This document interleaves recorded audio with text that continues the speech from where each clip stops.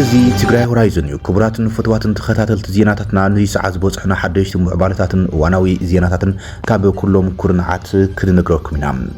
ቀንዲ ቀሊናታት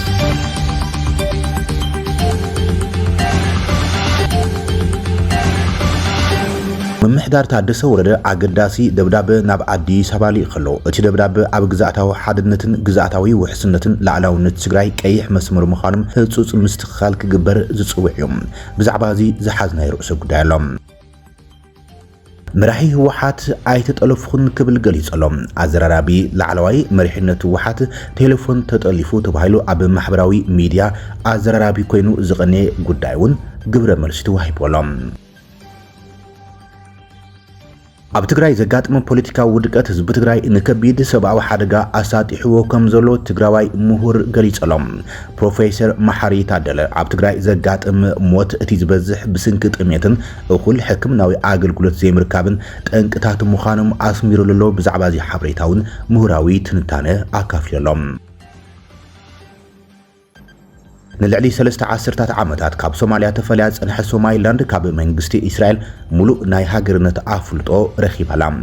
እስራኤል ንሶማሊላንድ ዝሃበታ ኣፍልጦ መሰረት ብምግባር ዝተዋሃበ መግለጽን ከምኡውን ንኣፍልጦ ሃገርነት ሶማሊላንድ እስራኤል ዝተቃወማ ዝተፈላለዩ ሃገራት እውን መግለጺታት ሂበነላ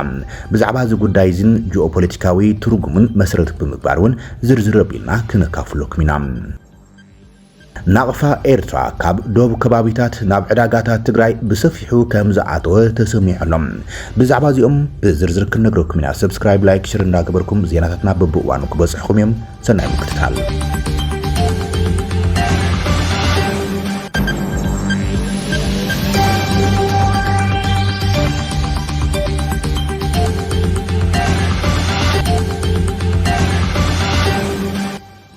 ምምሕዳር ታደሰ ወረደ አገዳሲ ደብዳቤ ናብ አዲስ አበባ ሊኸሎም እቲ ደብዳቤ ኣብ ግዛእታዊ ሓድነትን ግዛእታዊ ውሕስነትን ላዕላውነትን ትግራይ ቀይሕ መስመር ምዃኑ ህጹጽ ምስትኻል ክግበር ዝጽውዕ እዮም ኣብ ወሃባ ፋይዳ ዝተባሃለ መታወቂያ ዝርአ ዘሎም ግዛእታዊ ሓድነት ትግራይ ዝጥሕስ ክፍተት ንክእረምዮም ፕሬዚደንት ታደሰ ወረደ ብመገዲ መግለጺኡ ጻውዒ ተቕሪቡ ዘሎም ትካል ስታቲስቲክስ ምዝገባ ውሳነ ኩነታት ትግራይ ምስ ሃገራዊ ዲጂታል መታወቂያ ወይ ድማ ፋይዳ ተታሒዙ ኣብ ምዕራብ ትግራይን ደቡብ ትግራይን ዝረአ ዘሎ ዝበሎ ኣሰራርሓም ንላዕላውነት ትግራይ ዝግህስ ክብልዮም ቅርቱ ብትሪ ኣቕሪቡ ዘሎም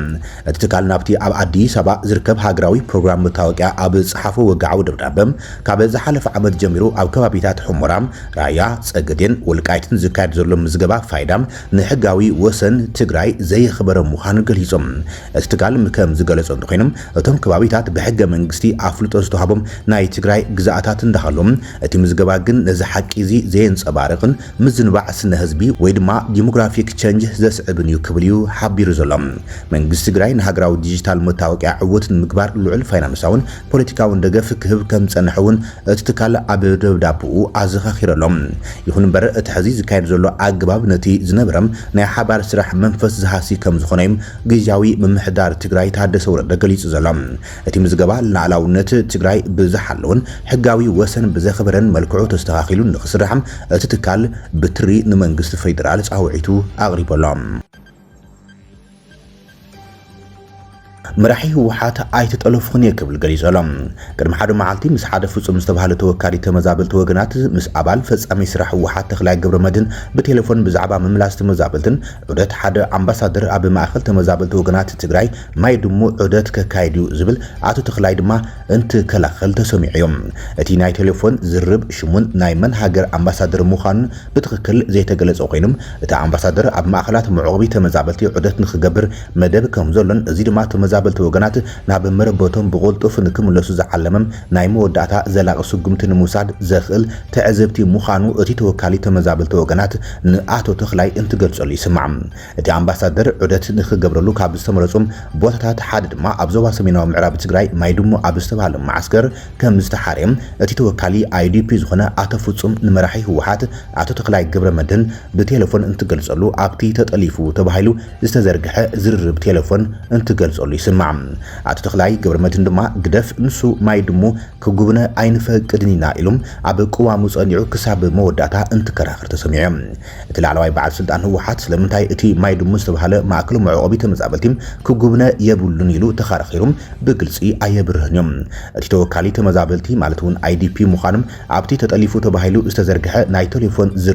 ዝርከብ ሰብ ድማ ንምንታይ ብኻልእ መንገዲ ተረዲኻ ትገልጸልኻ ኣነ ስራሐይ ይሰርሕ ዘለኹም ኣብ ማይ ድሞ ይኹን ኣብ ካልኦት ማእከላት ተመዛበልቲ ዘለዎ ወገናት ክረኣዩን ዘለዎ ኩነታት ድማ እቲ ኣምባሳደር ክሪኦም ብምግባር ተመዛበልቲ ብቁልጥፍና ብመረበቶም ክምለሱን ምግባር ዓሊምና ኢና ንሰርሕ ዘለና ይብል ይኹን እምበር ኣባል ፈጻሚ ስራሕ ህወሓት ዝኾነ ኣቶ ተክላይ ገብረመድህን ግን ኣይኮነን ማይ ድሞ ክጉብነ ኣይንፈቅድኒና እየ ዝብለካ ዘለኹም እንትብል ይከላኸል እቲ ተወካሊ አይዲፒ ድማ ኣብ ከተማ ሽረ እንዳስላሰ ምስ ምክትል ፕሬዚደንት ግዝያዊ ምምሕዳር ኣቶ ኣማኒኤል ኣሰፋም ኣብቲ ጉዳይ ከም ዝዘራረበ ዝገልጽ ኮይኖም ይኹን እምበር ኣቶ ተክላይ ኣቶ ኣማኒኤል ካብኡ ንላዕሊ ንዓዩ ዝምልከተኒ ንዕኡ ዝምልከቶ ኣይኮነን ብምባሉ ተኸላኺሉ ዝኾነ ኮይኑ እቲ ናይ ኣቶ ተክላይ ገብረመድህን ይኹን እቲ ተወካሊ አይዲፒ ዝገበርዎ ዝርብ ተጠሊፉ ዝተባሃለ ናይ ቴሌፎን ወግዒ ኣብ ማሕበራዊ መራኸቢታት ኣዘራራቢ ኮይኑ ይቀንዮም ሎም ዓርብ ድማ ኣቶ ተክላይ ገብረመድህን ኣብዚ ተጠሊፉ ተባሂሉ ዝተዘርግሐ ኦዲዮ ኣመልኪቱም ግብረ መልሲ ሂበሎም ኣብ ማሕበራዊ መራኸቢኡ ናብ መላእ ህዝቢ ናይሉ ኣብ ዘርግሖ ሓፂር ሓበሬታ ዝኸበርኩም ደገፍትናን ደገፍቲ ቃልስናን ሓደ ጸላእቲ ዝበሎም ኣካላት ዝብትንዎ ዘለው ድምፂ ኤአይ ብምባል ነቲ ዘረባ ከም ዘይተዛረቦን ናቱ ሓቃዊ ናይ ቴሌፎን ዝርብ ከም ዘይኾነን ብትሪ ንጽይቅወሎም ህወሓትን ተመዛበልቲ ወገናት ከም መጣልዒ ፖለቲካዊ ረባሓታት ይጥቀመሉ ተባሂሉ ብትሪ ዝኽሰስ ዘሎ ኮይኖም ምምላስ ተመዛበልቲ ቅድሚ ምምላስ ሕጋዊ ሰውነት ህወሓት ክኸውን የብሉን ኢሎም መራሕቲ ሰልፊ ብዝተፈላለዩ መንገድታት እንትገልጹ ይስምዑ መራሒ ህወሓት ዶክተር ደብረጽዮን ገብረ ሚካኤል ይኹን ሓላፊት ቤት ጽሕፈት ህወሓት ወይዘሮ ፈትለወርቅ ገረዝጌር ተመዛበልቲ ከይተረፉ መጀመርታም ውድብና ትድሓን ኢሎም እዮም ዝነግሩና ብምባል ብተደጋጋሚ ተዛሪቦም እዮም እዚ ድማ መራሕቲ ህወሓት ቅድሚ ድሕነት ህዝቢ ድሕነት ጉጅለኦም እዮም ትኹረት ገይሮም እቲ ኣብ ልዕሊ ተመዛበልቲ ናብ መረበቶም ብዘይ መምላሶም ዘጋጥሙ ዘሎ ከቢድ ሰብኣዊ ቅልውላው ድማ መሳርሒ ፖለቲካዊ ኣጀንዳኦም ገይሮም ተባሂሎም እዮም ብትሪ ዝኽሰሱ ዘሎም ኣብ ትግራይ ዘጋጠመ ፖለቲካዊ ውድቀት ስዒቡ ህዝቢ ትግራይ ንከቢድ ሓደጋ ኣሳጢሕዎ ከም ዘሎ ትግራዋይ ምሁር ፕሮፌሰር መሓሪ ታደለ ገሊጾም ኣብ ትግራይ ዘጋጥም ሞት እቲ ዝበዝሕ ብስንኪ ጥሜትን እኹል ሕክምናዊ ኣገልግሎት ዘይምርካብን ጠንቅታት ምዃኖም ኣስሚሩሉ እዋናዊ ኩነታት ትግራይ መሰረት ገይሮም ኣብ ዘርግሖ ምሁራዊ ሓበሬታ ኣብ ዝቐረባ ግዜ ዝወፁን መናእሰይ ቀለስቲ ማሕበራዊ ሚድያ ዘጋውሕዎምን ጸብጸባት ኣብ ትግራይ ዝርከቡ ተመዛበልቲ ዘሳቂ ዘሎ ሕሱም ጥሜት ኣቃሊዖም እዮም ይብል እሞ ፕሮፌሰር መሓሪ ድሙር ጻዕሪ እቶም ዝቀላቀሉ ዘሎም ቀለስቲ ማሕበራዊ ሚድያታት ብመንጽር መልእኽትን ሜላን እንትረም ሰፊሕ ደገፍ ክወሃቦ ዝግባም ኣብነታዊ ተግባር ምዃኑ ይገልጾም ዓውዲ ብቁጽርታት ኣሃዛትን ካርታትን ኩነታት ትግራይ እንትገልጾ ድማ ኣብ ትግራይ ካብ ዝሞቱ ብጸብጻብ ካብ መንጎ ዝተረጋገጸ ሰባት ዳርጋ ፍርቆም ብስንኪ ጥሜትዮም ዝሞቱ ዘለው ይብል ብኣቆጻጽሪ ኣውሮፓያን ካብ ሕዳር 2022 ክሳብ ነሓሰ 2023 ኣቆጻጽሪ ኣውሮፓያን ንዝነበረ ግዜ ዝሸፈነ ኣካዳሚያዊ መጽናዕቲ ከም ዘመልክቶ ይብል ፕሮፌሰር መሓሪ ጥሜት ኣብ ኩሎም ብርክታት ዕድመን ዝርከቡ ሰባት እቲ ኣውራ ጠንቂ ሞት ኮይኑ ካብ መንጎ እቶም ከም ዝሞቱ ዝተረጋገጸ ሰባት ድማ 49.3 ሚእታዊት ዝሽፍን ምዃኑ ገሊጾም ትሕቲ 5 ዓመት ዝዕድሚኦም ህፃናትን ደቂ ኣንስትዮን ካብ መንጎ እቶም የመና ነዚ ሓደጋ ዝተቃልዑ እዮም ኢሎም ብኣቆጻጽራ ኣውሮፓያን ካብ 2022 ንዞም ኣብ ሰሜናዊ ምዕራብ ትግራይ ኣብ ዝርከብ ሕጻጽ መዕቆቢ ተመዛበልቲ ልዕሊ 300 ሰባት ብጥሜትን ሰኣን ሕክምናዊ ደገፍን ከም ዝሞቱ ቅድም ኢሎም ዝወፁ ጸብጻባት ሓቢሮም እዮም ይብል ብኣቆጻጽራ ኣውሮፓያን ካብ ሓምለ 2025 ንዘ ጥራሕ ድማ ልዕሊ 50 ሰባት ብተወሳኺ ከም ዝሞቱም እቶም ጸብጻባት ከም ዘመላኽቱ ይሕበር ብምኽንያት እዚ ብኣሽሓት ናይ ዝቁጽር ሰብ ህይወት ሓደጋ ኣንጽራልዎ ከም ዘሎ ድማ ፕሮፌሰር መሓሪ ገለጽ እዚ ከም ኢሉ እንከሎ ይብል ፕሮፌሰር መሓሪ ሰብኣዊ ረድኤት ብዝለዓለ ደረጃ ምንካዩ ነቲ ቅልውላው ከዓሙቕ ገይርዎ እዩ ይብል ሓገዝ መግቢ ዝተገብረሎም ወገናት ብ56.2 ሚእታዊት ምንካዮም ኣብ ጥሪ 2025 ድማ 1,657,018 ዝነበረ ቁጽሪ ተሓገዝቲ ኣብ ሕዳር 2025 ናብ 931,179 ምውራዱም መረጋገጽ ይብል ካብ መንጎ እዞም ተሓገዝቲ እቶም ዝበዝሑ ተመዛበልቲ እዮም እዚ ማለት ኣብ ውሽጢ 9 ኣዋርሕ ልዕሊ 931,000 ሰባት ጥራሕ ደገፍ መድሕን ህይወት ረኺቦም ማለት ይብል ታሪኽን ሳይንስን ግልጽ እዮም ዝብል ፕሮፌሰር መሓሪ ኣብ ምምሕዳር ህዝቢ ሓላፍነት መንግስቲ ዘሎም ሰባት እዋናዊ ምላሽ እንትህቡም ጥሜት ስሜት ኣይመሃለዎን ነይሮም ኣብ ልዕሊ ዞም ወገናት ኣጋጢሙ ዘሎ መትግድን ዘይተርፍ ክኾን ኣይመነብሮን ይብል እንታይ ደኣ ዝወደቐ ናይ ስልጣን ፖለቲካ ስስዐ ንዋይን ኣርዑት መግዛእትን ዝወለድዎ እዮም ክብል እዮም ፕሮፌሰር መሓሪ ታደለ ኣብ ማሕበራዊ መራኸቢታት ገጾም ነዚ ብቋንቋ ትግርኛ ኣብ ትግራይ መሰረት ገይሩ ሓበሬቱን ምሁራዊ ነቐፊቱን ኣቕሪቡ ዘሎ ንልዕሊ 3 ዓመታት ካብ ሶማልያ ተፈልያ ፀንሐት ሶማሊላንድ ካብ እስራኤል ሙሉእ ናይ ሃገርነት ኣፍልጦ ተዋሂባ እስራኤል ንሪፐብሊክ ሶማሊላንድ ከም ላዕላዊት ሃገር ኣፍልጦ ከም ዝሃበታ ብዕሊ ኣውጃላ በዚ ድማ እስራኤል ንሶማሊላንድ ፈላሚቲ ናይ ሃገር ኣፍልጦ ዝሃበት ሃገር ኮይናላ እቲ ብ17 ታሕሳስ 2018 ዝተኸተመ ታሪኻዊ ስምምዕነት ኣፍልጦም ብቀዳማይ ሚኒስትር እስራኤል ቤንጃሚን ኔታንያሁን ሚኒስትር ጉዳያት ወፃኢ ጌድዎን ሳሪን ከምኡን ፕሬዚደንት ሶማሊላንድ ዓብድራሕማን محمد عبد الله تفراريم مولم ሶማሊላንድ ሱኒ እስላም ዝኾነት ሃገር ኮይና ኣብ 1960 ሶማሊያ መሰጋገር ሕብረት ቅድመ መስራታም ን5 መዓልታት ጥራይ ናጽ ሃገር ነይራ ኣብ እዋን እስራኤል ሓዊሱ 34 ሃገራት ዓለም ኣፍልጦ ሂበን ኣኒረን ብ1991 ብወግዒ ካብ ሶማሊያ እኳ እንትተገንጸለት ከም ኢትዮጵያ ዓባይ ብሪጣንያ ቱርኪ ሕቡራት ኤሚሬትስ ዓረብ ዝኣመሰለ ሃገራት ብዘይካ ናይ ንግድን ርክብን ኣብያተ ጽሕፈት ምኽፋት ሙሉእ መንግስታውነት ውክልና ወይ ኣፍልጦ ይሃባንን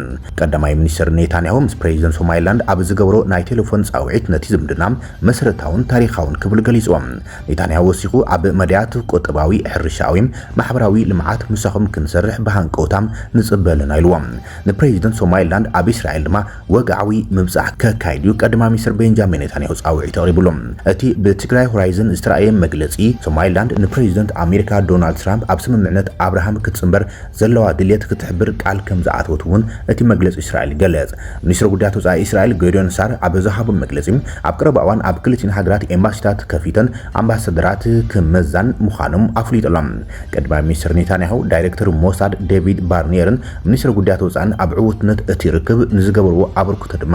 ምስገንኡ ኣቕሪቦሎም እዚ ከምዚ ኢሉ እንከሎ ኣብ ዝሓለፈ ወርሒ ነሓሰም ሶማሊላንድ ካብተን ካብ ጋዛ ዝተመዛበሉ ፍልስጤማውያን ንምጥያስ ምስ እስራኤል ዝርርብ ዝጀመረ ሃገራት ሓንቲ ምዃና ዝገልጹ ጸብጻባት ተቐልቂሎም እዮም ነዚ ኣፍልጦ ሃገርነት እስራኤል ንሶማሊላንድ ስዒቡ ሶማሊያ ግብጺ ቱርኪ ጅቡቲ ተሪር ተቃውሞ መግለጽ ዘርጊሕነሎም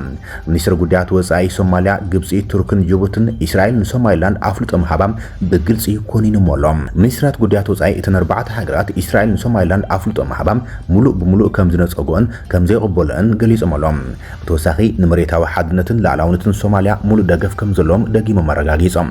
እዚ ዝተገለጸ ሚኒስትር ጉዳያት ወፃኢ ግብጺ መስመር ዘኖም ሶማሊያዊ ቱርክን ጅቡቲን ብቴሌፎን ድሕሪ ምዝራቦም ሚኒስትር ጉዳያት ወፃኢ ግብጺ ኣብ ዝወፀ መግለጺኦም ነቲ ኢየሩሳሌም ሂባታ ዘላ ኣፍልጦ ሃገርነት በርበራ ተቃይሙ ሰላም እዚ ድሕሪቲ ቀዳማይ ሚኒስትር እስራኤል ቤንጃሚን ኔታንያሁ ሃገሩ ንሪፐብሊክ ሶማሊላንድ ከም ናጻን ላዕላዊት ሃገርን ብወግዒ ኣፍልጦ ከም ዝሃበታ ምግላጹ ስዒብዮም እዚ ድማ ኣብ ቀርና ኣፍሪቃ ዓብይ ዲፕሎማሲያዊ ምዕባለ ኮይኑ ተቐልቂሎም ኔታንያሁ ሎሚ ኣብ ዝሃቦ መግለጺ እቲ ኣፍልጦ ብሚኒስትር ጉዳያት ወፃኢ እስራኤል ጌዲዮን ሳርን ፕሬዚደንት ሶማሊላንድ ዓብድራሕማን መሐመድ ዓብደላሂ ብሓባር ብዝተኸተመ ክልቲኣዊ ስምምዕ ከም ዝተረጋገጸ ገሊጾም እቲ ቀዳማይ ሚኒስትር ኣብ መግለጺኡ እቲ ስምምዕነት ብመንፈስ ናይቲ ኣቀዲሙ ብመንጎይነት ፕሬዚደንት ኣሜሪካ ዶናልድ ትራምፕ ዝተገብረም ታሪኻዊ ስምምዕነት አብርሃም እስራኤል ምስ እስላማውያን ሃገራትን ምዃኑ ገሊጾም ኔታንያሁ ንፕሬዚደንት ዓብድራሕማን ታሪኻዊ ኣዋጅ እንቋዕ ሓጎሰካ ብምባል ንሰላምን ምርግጋዕን እቲ ዞባ ንዝገበርዎ ተወፋይነት ድማ መሪሕነቱን ኣመስኪንዎም እዚ ምዕባል እዚ ድማ ኣብ ዞባ ቀርኒ ኣፍሪቃ ናይ ኢምፓየር ዝኾነ ሃገራት ናይ ምፍራስ ሳዕቤን ከምጽ ይኽእል ዝብሉ ፍርሒ አንሳዓሪሎም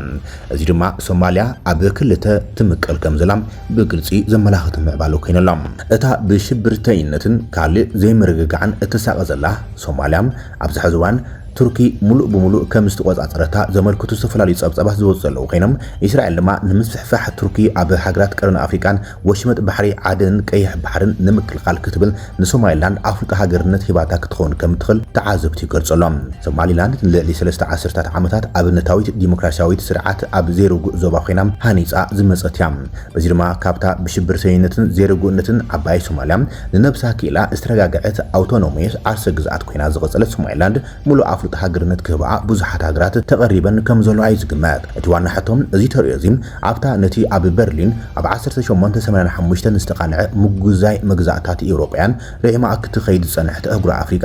እንታይ ጽልዋ ክህልዎ እዩ ዝብል ኮይነሎም እንሆ ድማ ሕዚ